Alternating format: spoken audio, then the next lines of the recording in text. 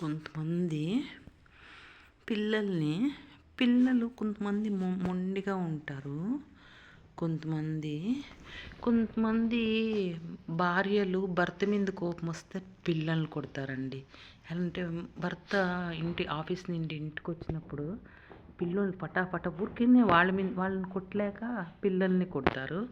కొంతమంది భర్తలు భార్య మీద కోపం ఉంటే పిల్లల్ని కొడతారండి. కొంతమంది భార్య వంట సరిగా చేయలేకపోతే భార్య ఏమన్నా అంటే దీని బిడ్డే కదా ఇది ఇది ఇది అని ఆ పిల్లల్ని కొడతారండి. భార్య ఏమన్నా సహకరించకపోతే అప్పుడు భార్య మీద కోపం వస్తే భర్త పిల్లల్ని కొడతారు.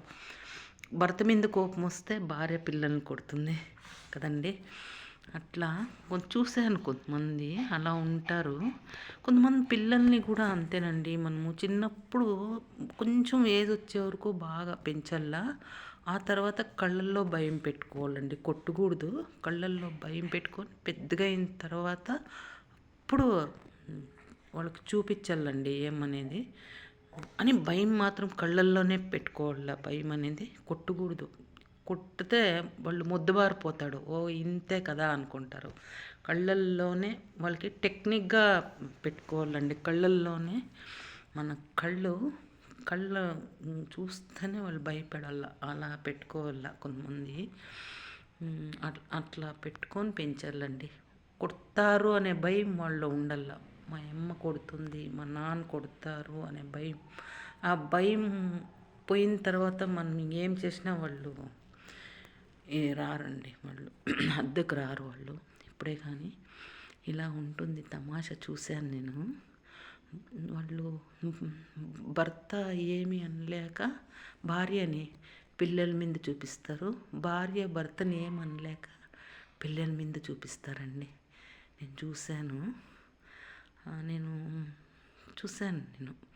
అలా ఉంటుంది.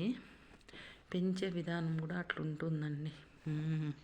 కొంతమంది అంత బాగా పెంచుతారు, కళ్ళల్లోనే భయం పెట్టుకొని పెంచుతారు. కొంతమంది ఊరికే ఒరటకు పెట్టుకొని కొడతారు, బెల్ట్ తీసుకొని కొడతారు. మళ్ళీ కొట్టకూడదండి అట్లా.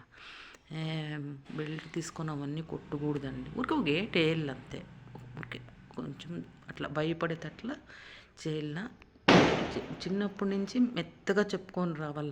ఆ తర్వాత మనం ఏమనేది కొంచెం పెద్దగా అయిన తర్వాత, కొంచెం పెద్దగా అంటే బాగా 7th 8th అయిన తర్వాత మనం ఏమనేది వాళ్ళకి తెలియాల. భయం అనేది ఎట్లా అనేది వాళ్ళకి చూపించాలండి. అప్పుడు వాళ్ళు భయపడుకోండి. ఎక్కడన్నా